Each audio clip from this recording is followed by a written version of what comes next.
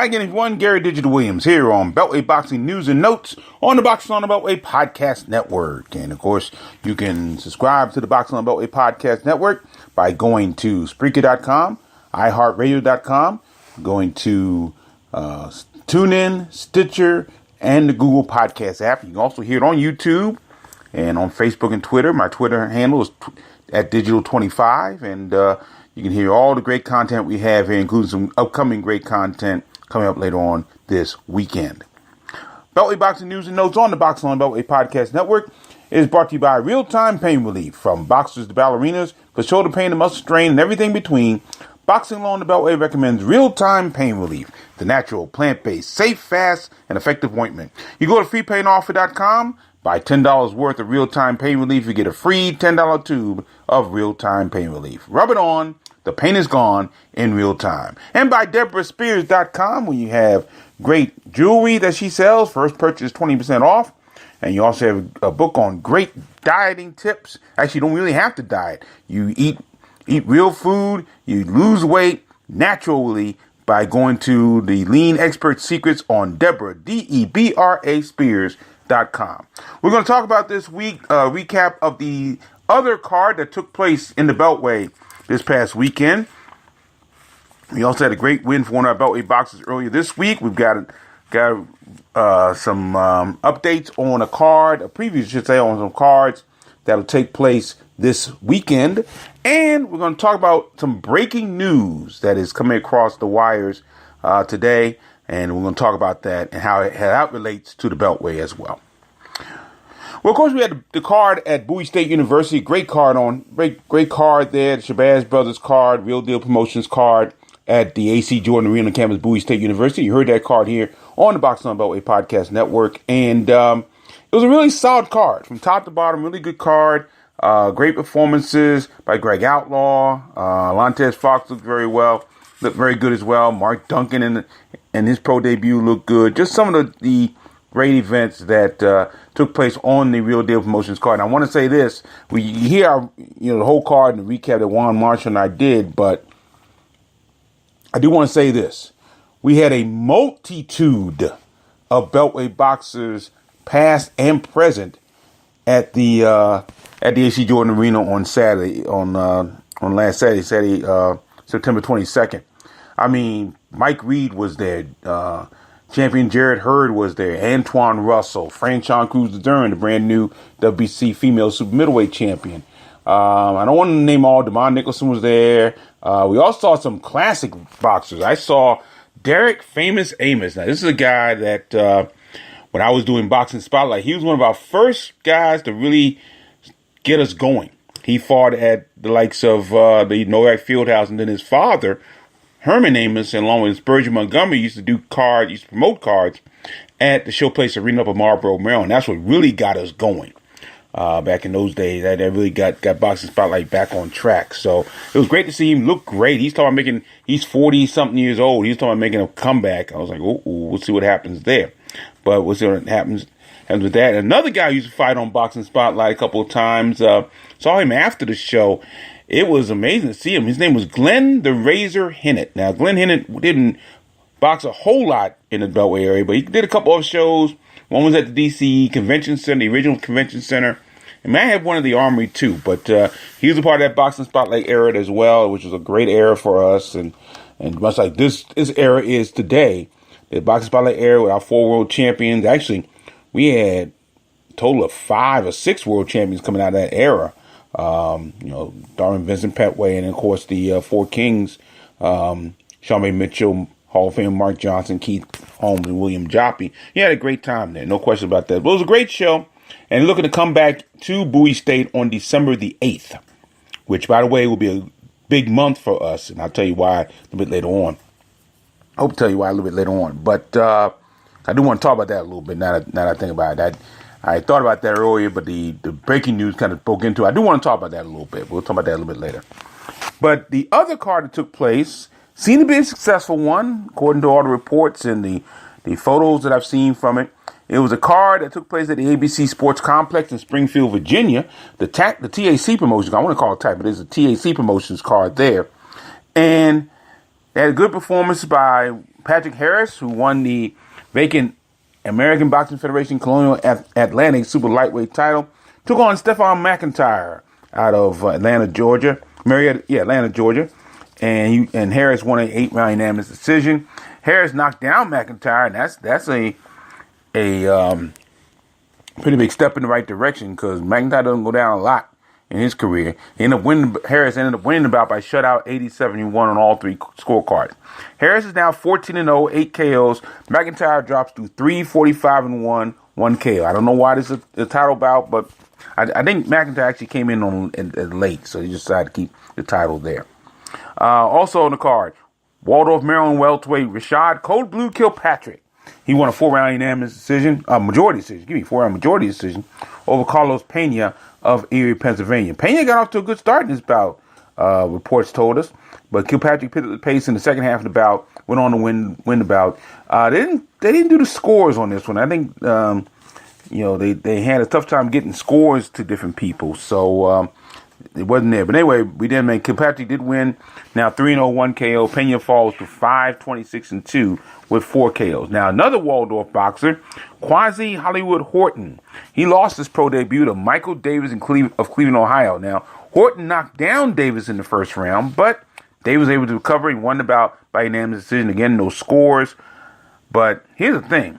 Horton, in his pro debut, loses, but he lost to a guy who is now 2-32. That's not a good sign.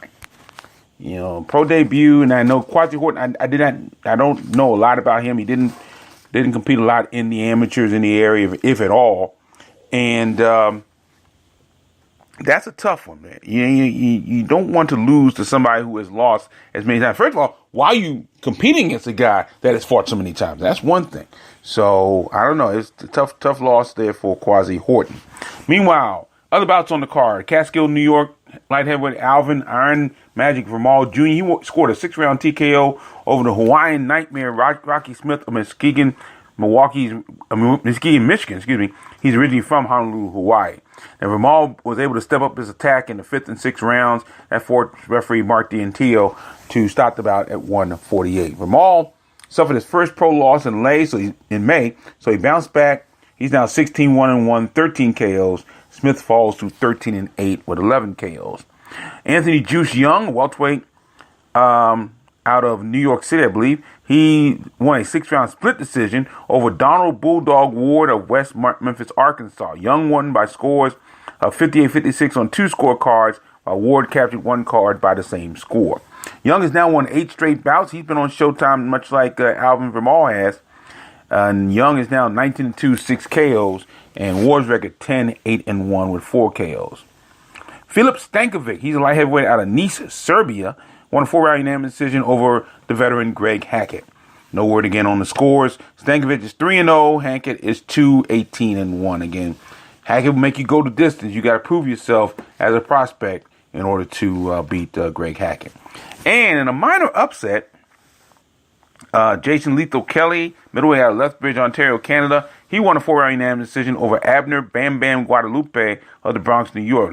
Kelly's now 3-5-1 with 1 KO. Again, no word on the scores. And Guadalupe is 1-2. So that was the card there. TAC Promotions, what a good card there. Wish them well in the future. Hope to be able to work with them again in the future. Just this card really was a kind of important card to the area. Not like that one was, but a lot of people were pressing me for a story for that card. So that's why I had to be at the show in Bowie. Now, earlier this week, in a card at Bethlehem, Pennsylvania, at the Sands Bethlehem Event Center, Owings Mills, Maryland heavyweight Kobe Madison won a 6-round unanimous decision over Nicoy Clark of Jersey City, New Jersey. Madison, I got a chance to see a little bit of footage on this card. Madison looked pretty good. I mean, he was pressuring the guy. Of course, he had a almost 30-pound weight advantage over Clark. Madison was 241. Clark was like 211, and he used that to great advantage. And again, one thing I love about Cody Madison, he has great footwork. And even the broadcasters on the Fight Night Live on Facebook, which was carrying this card, this show and this bout in this card. really liked the way Madison used his feet. His footwork is really good. We talked about that early in his career. And it was really nice to see. And Madison won by scores of 60-54 twice and 59-55. Madison is now 7-0-2, 4 KOs, while Clark falls to an even 2-2. Now, I have to say something about this particular card. This was a King Promotions card. Marshall Kaufman, of course, who's done a number of cards here in the Beltway area. But they had a main event on that card. And again, and I remember I said this a while back on another card a couple years or so ago that King's Promotions had, where they had an outstanding main event. This one between Anthony Mercado and Victor Vasquez, if you have not seen this main event, you must do so. It is one of the best bouts I've seen in a long time.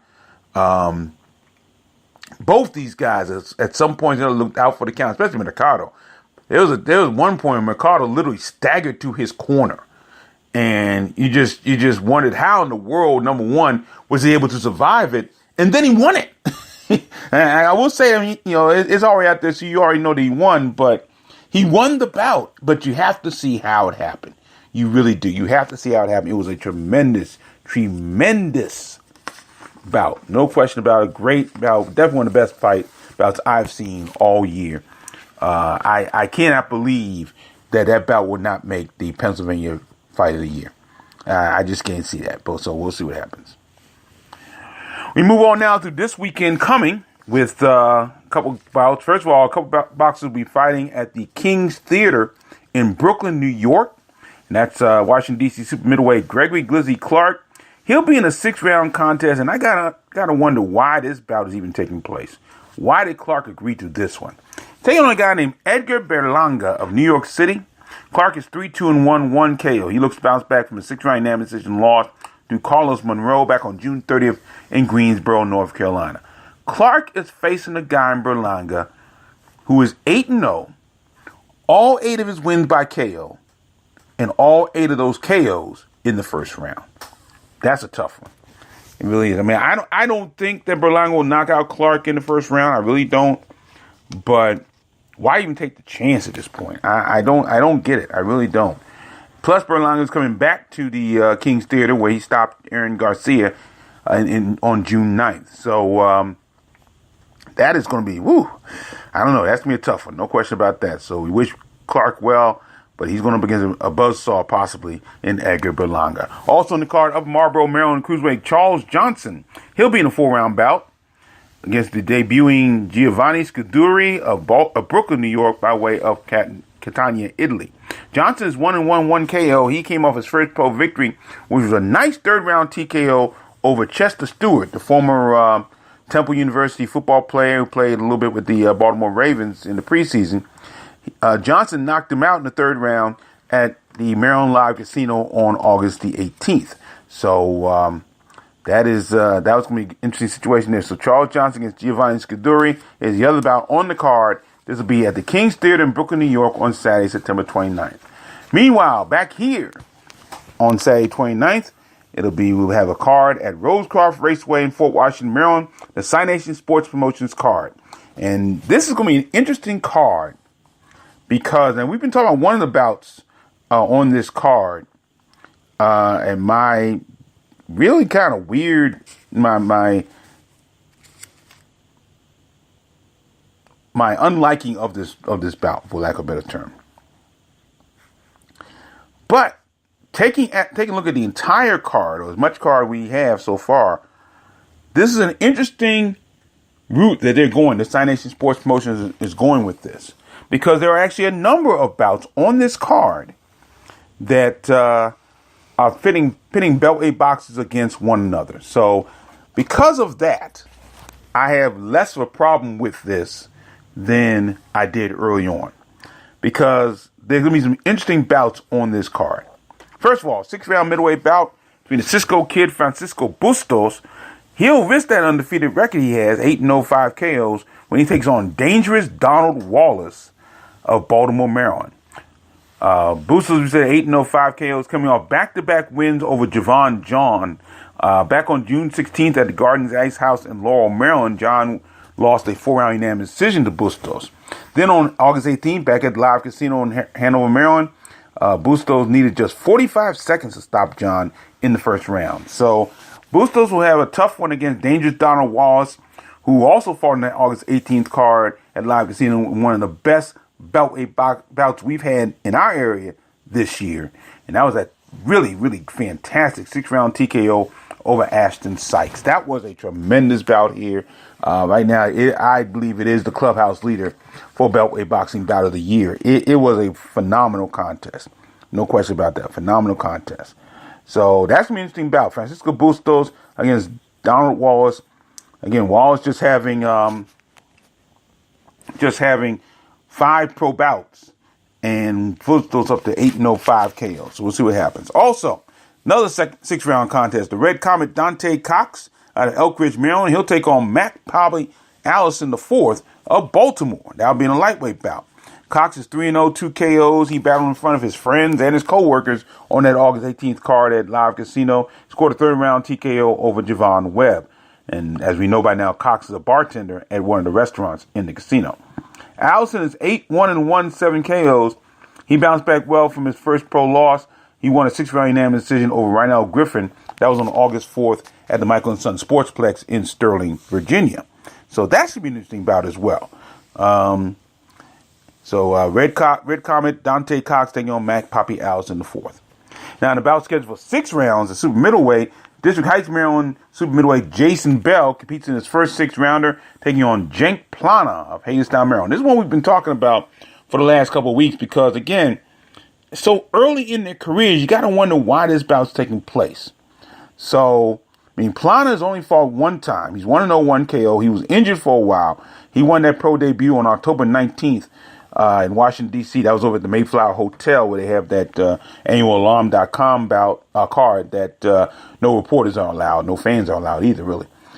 And he knocked out Damian Kirby in the first round. And Plana is, of course, trained by Beltway boxing legend, 3-time world champion Simon Brown. Bell will compete in his first 6-rounder. He last fought on October 14th, won a 4-round unanimous decision over Alan Stevenson. That was at the ABC Sports Complex in Springfield, Virginia. So we'll see. Now, Bell's twin brother Justin, who's 3-0, 2 KOs. Bell's 3-0, 1. Jason Bell's 3-0, 1 KOs. He'll be in a 6-round bout as well, taking on Eric Moon of Marietta, Georgia. Justin Bell also fought on the October 14th card in Springfield. Scored a 2nd-round TKO over Ben D. Williams. Moon is 8-1, 6 KOs. Again, I don't understand this. Unless, looking at their record, Moon fought some pretty good people, including the guy he beat in his last bout. That was Christopher Brooker out of Philadelphia, won an 8-round unanimous decision. So Moon's not only been 6 rounds, Moon's been 8 rounds before, whereas Justin Bell, not to mention Jason Bell, neither one of them have gone 6 rounds yet. So I'm wondering about this one. No question about that. I'm wondering about those situations. Again, a while back, Jason Bell fought Greg Hackett. I wondered about that, and I thought he got a great lesson out of that. So this is a lesson, but this could be a costly one. We'll see. We'll see what happens. But those are the cards there for the Bell twins. Other bouts on the card. Hagerstown super welterweight Jonathan Burrs. He's also trained by Simon Brown. He looks for his first victory. He battles Brian Costello of Humacao, Puerto Rico. That's a bout scheduled for 4 rounds. Burrs lost his pro debut by 4-round unanimous decision on August 10th in Philadelphia, Pennsylvania. Costello's pro debut ended in a no contest on August 11th in Salisbury, North Carolina, against David Ricardo Perez. That ended in a no contest after a intentional foul. Also on the card, heavyweight Nathan Copeland of Capitol Heights, Maryland, makes his pro debut. He'll take on Rico Ralston of Tennessee. Now, I don't know much about Nathan Copeland at all. Again, this is a guy who apparently didn't fight a whole lot, compete a lot in the amateurs here in this area. So I could not find anything on him. So we wish him well. Also on the card, Jerry Slug Forrest, who is out of Newport News, Virginia. He's the heavyweight. He'll be in a 6-round bout against Danielle Southern Boy Williams of Owatonna, Minnesota, by way of Alabama. Slug Forrest is 20-2, 16 KOs. He'll be in a 6-round bout.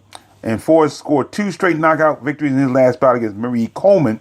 The first victory, that was a 2nd-round stoppage on April 14th at the Masonic Temple in Norfolk, Virginia, earned Forrest the UBF All-Americans heavyweight title. Then on August 4th at the Michael & Son Sportsplex in Sterling, Virginia,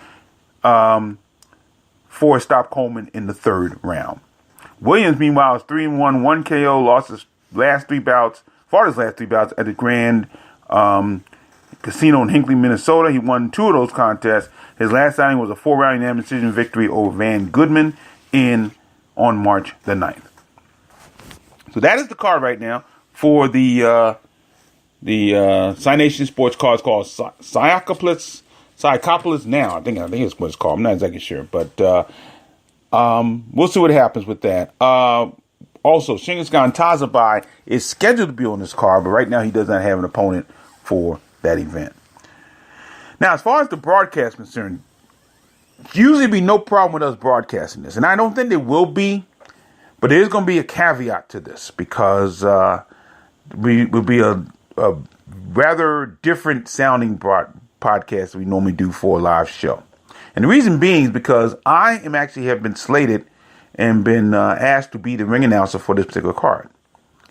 So I'll be ring announcing. I'll try to do as much play-by-play as I can. I think I will be able to do it. You'll probably hear a lot more Juan Marshall than you normally do.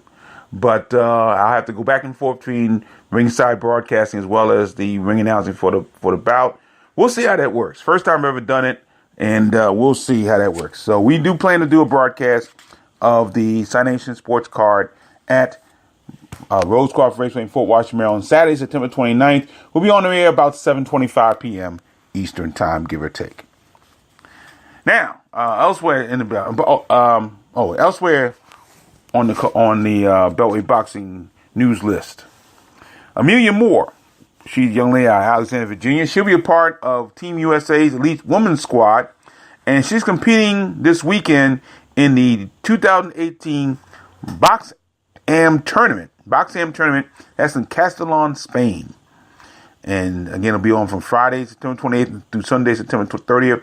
Again, another big step for Amelia Moore. In fact, she's on the elite women's team. Says a lot. Of course, she had a great year last year, winning the Ringside Championship, National Golden Glove, the PAL tournament, and the USA Boxing National Championship. She's been outstanding over the last couple of years. Been to Olympic trials in 2016. I'm wondering if she's going to try for 2020. It looks that way. We'll see. So it will be interesting to see what happens with that. But we'll see what happens with that situation. So that's coming up. Before we continue, we just got a comment about Nathan Copeland. Apparently, Nathan Copeland was around during an amateur, late in his amateur career before he decided to turn pro. So again, I had a tough time putting any information on him, but again, maybe other people saw him. So we'll see what happens. But he's part of that card on September 29th. Now, before we get to our breaking story, one other note I wanted to talk about real quickly. I said last year when the MGM National Harbor opened up for boxing in April, that the landscape of boxing, changed with that event, that venue. And it has. It really has. It changed. And Maryland, as we talked about a couple weeks ago, Maryland has really done extremely well with more and more venues, the AC Jordan and Bowie State notwithstanding. But the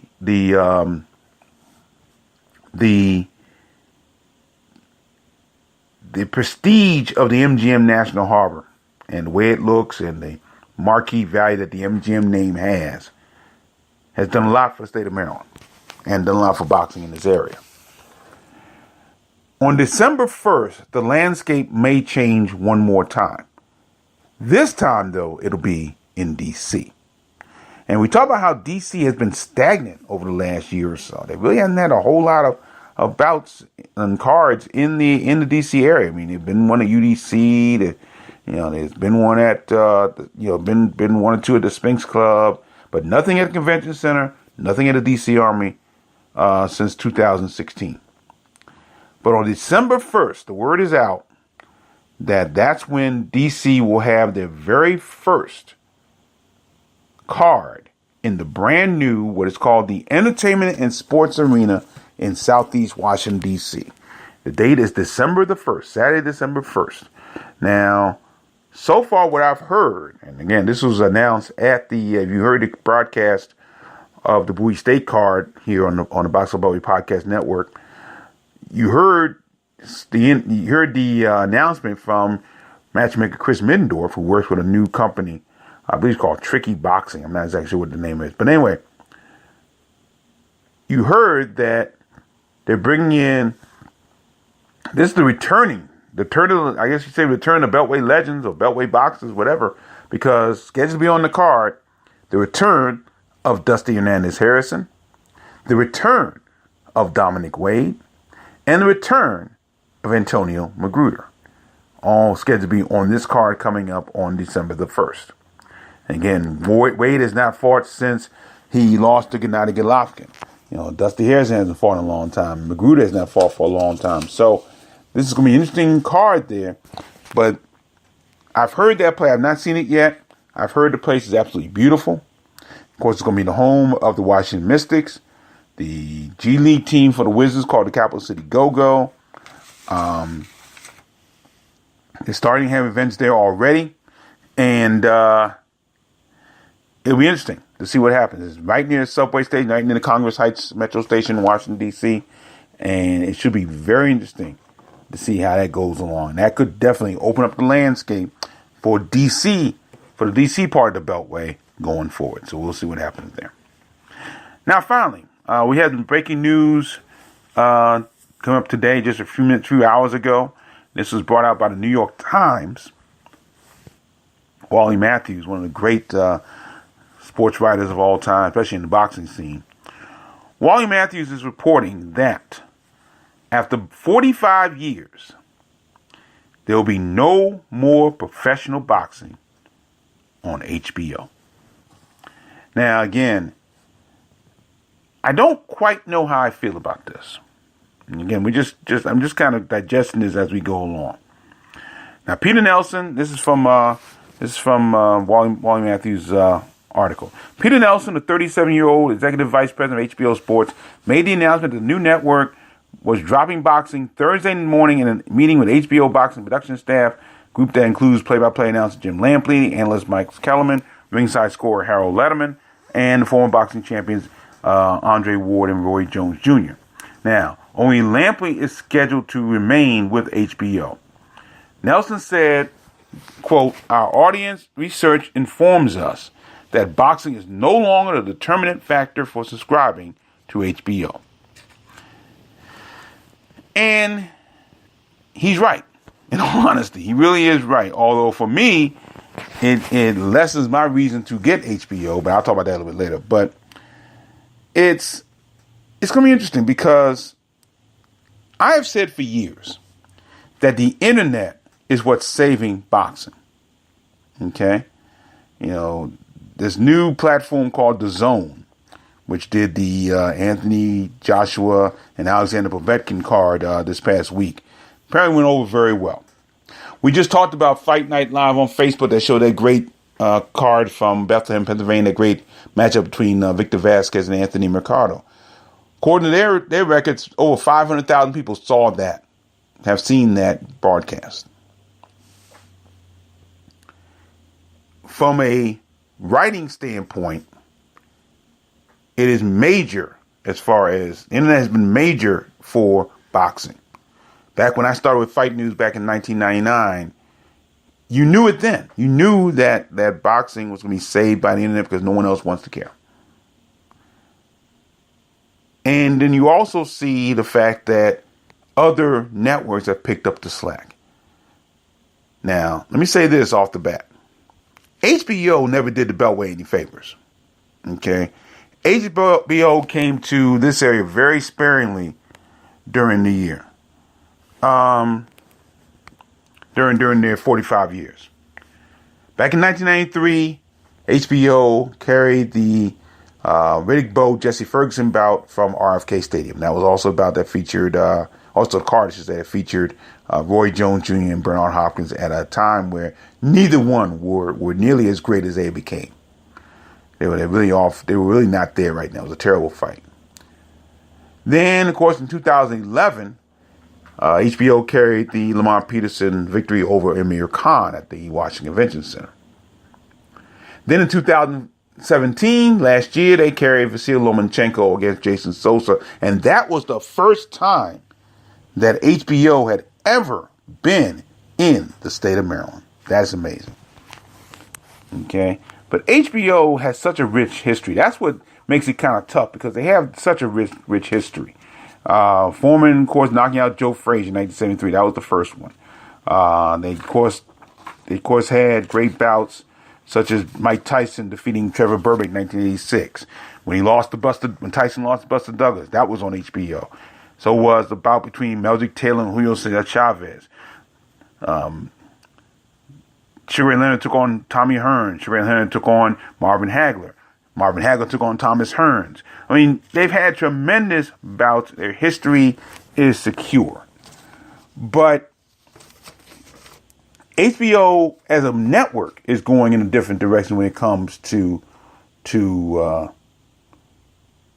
sports. And really, Peter Nelson, tells us, quote, "People forget we're not a sports network," and that's true. They're a storytelling platform. Okay, and of course they have shows that I don't really watch, like Game of Thrones. I've never seen it. I'm one of the people who've never seen an episode of Game of Thrones. Never seen it. They do have tremendous documentaries on HBO, sports and otherwise. They just had a documentary recently on Andre the Giant, and that did very well for them. It was very cheap to put that together. According to stats, the Andre the Giant cost $1.5 million to produce, whereas boxing producers normally it takes them $3 million to produce a boxing match. Okay, so that's what that is. So they tell tremendous stories on HBO. You go down the list. I mean, I never forget the documentary that they did on Joe Louis, America's Hero Betrayed. I mean, they tell tremendous stories on HBO. There's no question about that. So boxing, and of course, let me go back a little bit. Real Sports tells a story every month. It is the best sports show, I think, on television today. They do an outstanding job with that. And the only other show that I watch on HBO on a regular basis is Last Week Tonight with John Oliver. So, again, it's a different world for HBO. And for many, it'll be tough to see because HBO has been great. But again, Showtime has done so well. I mean, Showtime has all three of the Beltway World Champions. They've shown all three of the Beltway World Champions: Gervonta Davis, Gary Russell Jr., and Jarrett Hurd. They've been to the Beltway numerous times. And then, of course, you have FS1. You have Premier Boxing Champions. You have the Zone now, the new DAZN. You have Bounce TV occasionally. You have ESPN. Of course, ESPN signed that new deal with Top Rank.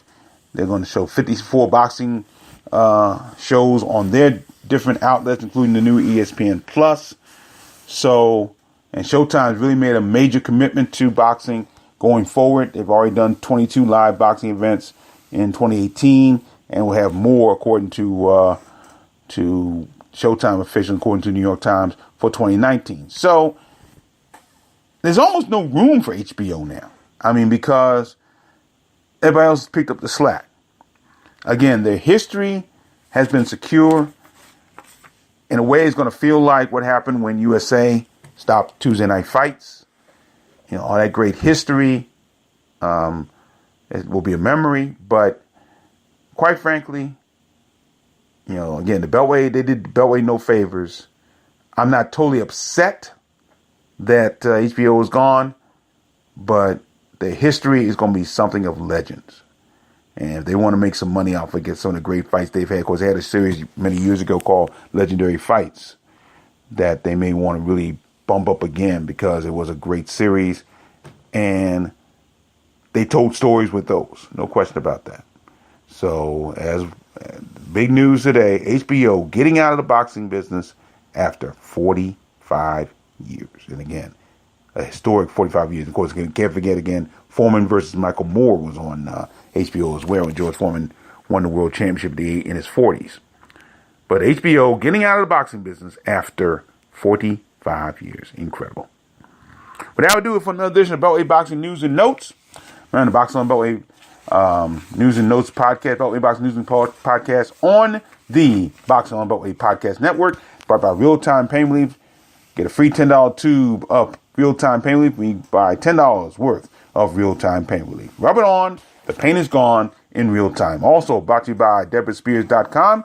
You give great jewelry and great weight loss tips without dieting, eating real food along the way on Deborah, Debra Spears.com. And don't forget to support the Boxing on Beltway blog by going to Best Buy on the blog, clicking on Best Buy, and every time you click on and purchase off of the Boxing on Beltway blog, boxingonbeltway.blogspot.com, you help support the Boxing on Beltway blog and the podcast network. So make sure you click on Best Buy. Hoping to have some more advertisements that will help you help us along the way and keep things free.